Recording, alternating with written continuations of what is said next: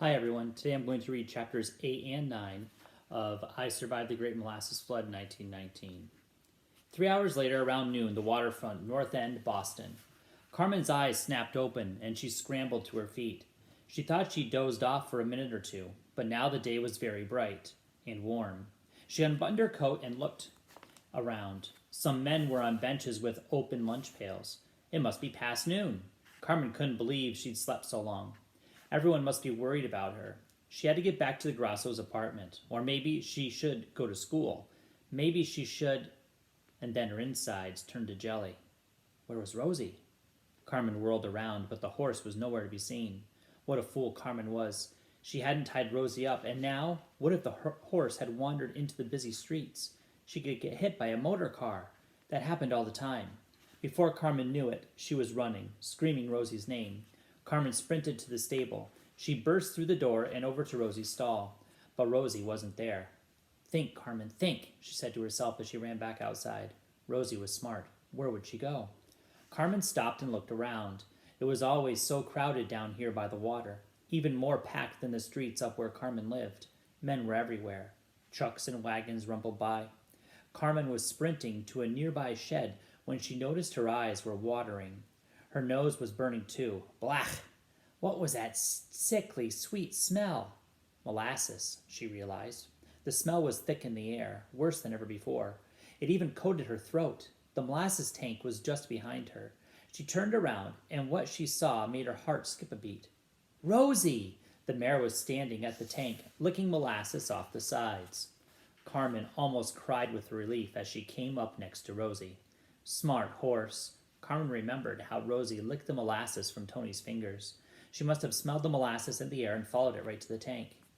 So you wanted a little snack, Carmen said, patting Rosie's forehead. The mare smacked her sticky lips. Her whiskers were dripping with goo. And I guess you're saving some for later, Carmen said. She grabbed a handkerchief from her pocket and started wiping Rosie's face. That's when she heard it. Grr, gug, gug, gug, gug, grr, gug, gug, gug. Carmen ignored the strange growling sounds. It was just the molasses boiling inside the tank. She knew that now. And then Carmen heard a familiar voice. Carmen! It was Tony. He was running toward her from back near the stable. Carmen swung herself up onto Rosie and clicked her tongue. They trotted over to meet Tony. His face was bright red, his hair damp with sweat. Where have you been? He said, his voice cracking. We've been searching everywhere. He looked so worried, and she could tell he'd been crying. Carmen reached down and grabbed his hand. I'm so sorry, she said. But she didn't know what to say. She felt terrible for disappearing like she had, and now she wondered, did Tony know about the plan to send her back to Italy? Did he realize that in a week Carmen would be gone, and they'd never see each other again? Just the idea of saying goodbye to Tony, to everyone, made her whole body shake. But wait, it wasn't Carmen's body that was shaking, or Rosie's. It was the ground. And this time, she felt sure there was an earthquake. Carmen gripped Rosie's neck tighter, expecting the ground to split apart. The horse snorted and nervously stamped her feet. What's going on? Tony said. A man near them screamed out the answer, a voice filled with panic. It's the tank! And that brings us to chapter number 9. Gugga, gugga, gugga, gugga, gugga, gugga. The noise got louder and louder, drowning out the honks and rattles echoing from busy Commercial Street. But it wasn't the growling gurgles that sent stabs of fear through Carmen. The entire tank was rocking back and forth.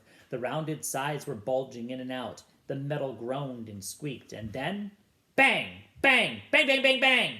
Something small hit the ground, inches from Tony's boot. Carmen stared. It was a tiny piece of metal, the size of Carmen's finger, covered with brown syrup. It's one of the bolts, Carmen cried.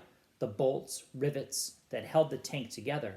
There were thousands of them, and now all the rivets seemed to let go of the tank at once. Bang, bang, bang, bang, bang! They blasted through the air like bullets. Bang, bang, bang, bang, bang, bang, bang, bang, bang! Rosie whinnied. They had to get away from here.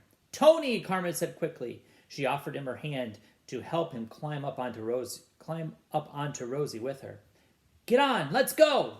But just then, a rivet came whistling through the air. It hit Rosie in the neck.